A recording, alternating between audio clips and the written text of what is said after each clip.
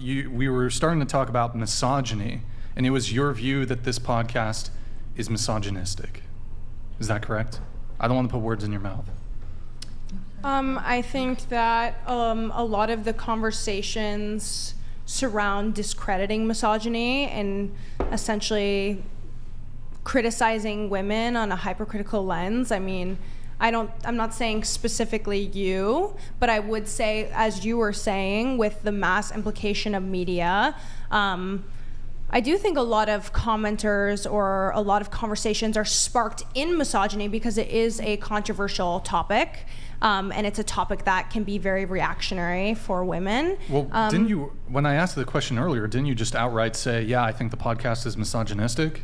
I was reading from what I had said a year ago, and the notion that didn't you tell my staff that the podcast, Nick, did you? I said I was blocked on Instagram because I called that podcast misogynistic. I don't even think in your original messages did you even say misogynistic. Yes, I did. I think if you you said want to pull it up again, we could pull it up again really quick, just so I can scan it. Nick, I mostly zoned in on exploitation. There's a lot of exploitation, young women of color, it's up.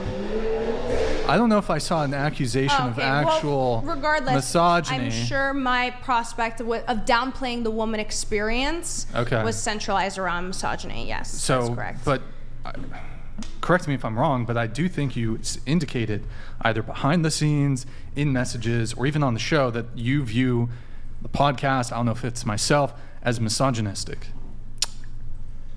Yes.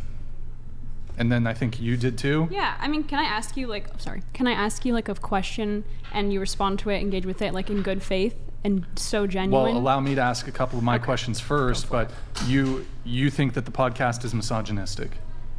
I believe that you benefit from misogyny, and I think that has misogynist. From misogyny. Well, here's my question. I'm just going to ask it. Well, hold on. I'm in the middle of. Well, you asked me a question. My question is a response to what you just asked. Why do you think it is that every person who sends you money is saying something misogynistic if you don't benefit from misogyny? Are you new to the internet? Like, do you realize how when you have anonymity and you have just total on YouTube, these are all anonymous people, super toxic. I don't co-sign. I even said I disavow some of their statements. You might not co-sign, but I'm asking why. I mean, none of it's like, say, anti-Semitic. None of it's like other isms that we could do with our anonymity. It's all sexism and misogyny. So why do you think those people are watching you and sending you money, if not you benefiting from misogyny and stoking that for your own personal benefit? Well, I think you're making a lot of assumptions there that are not based in reality at all. You can read the comments and say they're misogynist. If you say they're not, that doesn't make them not. We're doing a live. Fine, then all the commenters who comment on your behalf are misandrous then. Sure. Go for it. Oh, okay. Oh, okay. Well, that makes a lot of sense, right? So, again, everything's anonymous. As a man, I don't know how to take responsibility for what other people say. So I can have a conversation about the things that I discuss on the podcast, but I can't I don't know how to be responsible for what somebody else says, especially somebody who says it anonymously. So I didn't say you were responsible for it, but I think you benefit from it and you intentionally engage with those comments and you stoke that kind of discord. Did you say you consider yourself a feminist? I do. Okay. So you benefit from a misandrous system. Now, I'm one podcast. You were talking about systemic. What was the other word you used? There's systemic, and then there was another word I'm trying to remember. Institutional. So I have one podcast. You're a feminist. I have absolutely no power compared to the absolute Goliath that is feminism. You're laughing. Every single university in this country has a feminist studies program, a women's studies program, a gender studies program. Every single all these universities are systems, and these systems have $100 million endowments. That's what I'm up against. You guys have all the power. Feminism has all the power. It has infiltrated all the institutions of higher education, government, media, corporations. Do you think my message is the mainstream? I'm the counterculture. No, I don't think I'm the counterculture. You, as a feminist, possess all the systemic and institutional power in this country. I would disagree with that. I think that's How is that inane. in government, in media, in corporations, in the higher education system? Feminism has 100% control. It is the status quo. How can you sit here and say that? And feminism preaches an absolutely man-hating ideology. The core tenet of feminism is the patriarchy theory, which in my view is a absurd conspiracy theory. What would you say the patriarchy theory is? I mean, there's different definitions of it. It's this idea that men hold all the power, women are precluded from having any power, and that men as a class are oppressors and women are the oppressed. If that's what you're teaching people in these systems, in this systems of education, you're teaching women to have absolute contempt and hatred towards men. If you're teaching women that they are oppressed and that men are the fault of that and that men are the oppressors, you hold all the cards, you hold all the power. So what do you think we should be teaching women? Well, I think that the first thing is that if you experience any sort of ridicule whatsoever from a dynamic, that you don't disparage them. Instead, you hear what they have to say. In this particular case, Brian points out something which is very interesting. Who holds the institutional powers? At the incel or the feminist? You tell me. I would say that incels do not hold any institutional power, but I would say this is also getting away from my original question, which was, I guess not a question, it's more of a statement. You benefit from misogyny. It doesn't matter who has the institutional power. You benefit from misogyny. If you didn't, you wouldn't be here right now. I benefit from misogyny? You must, because your claim here is that a bunch of misogynists are having you on to spread your message. I mean, I guess in that way I do benefit from it, but then I guess you do. I guess you benefit from all this misogyny. So you admit that he also benefits from it. He also benefits from it, right? I don't even know what that argument is, though. I'll let you reclassify the word to misogyny, as long as you say that a bunch of patriarchist misogynists are benefiting you by allowing your message to go out to them. Go ahead and say that for us, if you don't mind. The thing is, my message is not going out to a sympathetic crowd right now. I mean, you can see who's watching and who's sending money. No one who's listening is going to... I didn't know what this podcast was when they invited me on. I was invited on 2 hours That's also beforehand. incorrect, just so you know. Hang on. Let me just give you some framing. I understand what your framing is.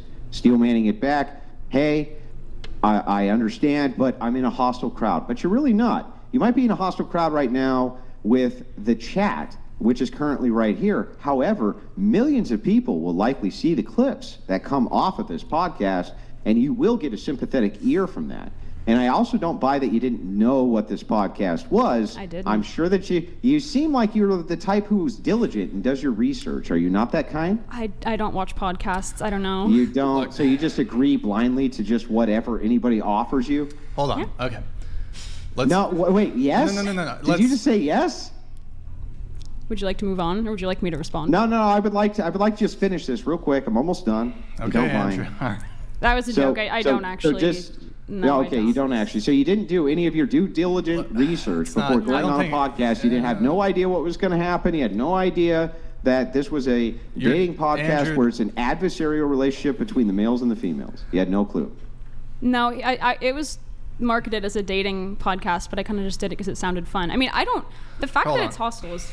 Go ahead, final thing, and I'll go. I was just going to say, I'm not saying that, so this is what you do, this is my only point was that you benefit from people's misogynistic viewpoints. And if that makes me benefiting from it too, you do sure. Too as well, right? Sure. On this day, I'm benefiting from it, but only one of us has the podcast and does it continually. I'm just a guest benefiting from it on this day. How could you blame a bunch of misogynist, patriarchist lunatics Andrew, for promoting you? Center, please. Okay. No, can you center? No, yeah. How can you blame a bunch of evil misogynists for allowing you to get your message out there? Does that sound like misogyny? I mean, Yeah, because they're benefiting from the misogynists who are watching. But you're also benefiting from the misogyny. I already admitted to that. Sure. Today I'm making money from it. How is this even a criticism then? I don't even Wouldn't this mean that misogyny was good? Wouldn't that mean misogyny is good if you're benefiting from it? I don't even really understand. Doc Vinably donated $200. To paraphrase Rush Limbaugh, the Whatever podcast is equal time pushing back against the systemic misandry of feminism. Evidence, The Boy Crisis by Farrell. Very well put, Doc Vinablis. I thought Rush Limbaugh was dead. Okay. I just think it's weird that it seems like he most is of after he destroyed an entire culture of progressive scumbags. Can you hear me? Yes, that's true. Can you hear me? Another. Can you hear me? Devon Jackson donated $200. As someone who's sent as much if not more money to this podcast than anyone, I can assure you I've never said anything misogynistic, so from the bottom of my heart, fuck you. The individual, not the woman. So, okay, you're saying that I benefit, but what is really, thank you, Devon, I don't really understand your argument here because, like, let's say, for example, Joe Biden received political contributions from a like radical feminist group that hates men, which he does. Sure. Like, does that mean that he, just because he receives the support of a radical group, that he necessarily, and look, I don't want to get into Joe Biden's views on shit, but does that mean that he co-signs those views because he has received the support of said group? And we've seen this a lot from Trump, where Trump will get an endorsement from somebody who's a radical in some way, and then that is somehow it must mean it's a reflection on Donald Trump's precise political views and ideology, when that's not the case. So I'm just not really sure what your argument is. I didn't say you were co-signing it. That your own opinions on women are your own, but my only argument is that you're benefiting Grid from it 1 financially. Motorsports donated $200. Okay. I rebuke the claim of misogyny. However, I will call stupid and would prefer brutal honesty to comfortable lies. I can see why you would not. The patriarchy is here to help you, not Brixton.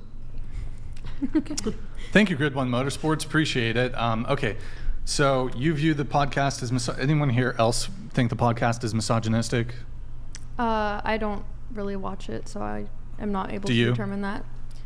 Look, I just want to say this, and I'll make it quick. I find it weird that a lot of your audience seems to either, I wouldn't say that they hate women, but it's like women that do like OnlyFans or like sex work, and then they pay a lot of money just so they can like insult women.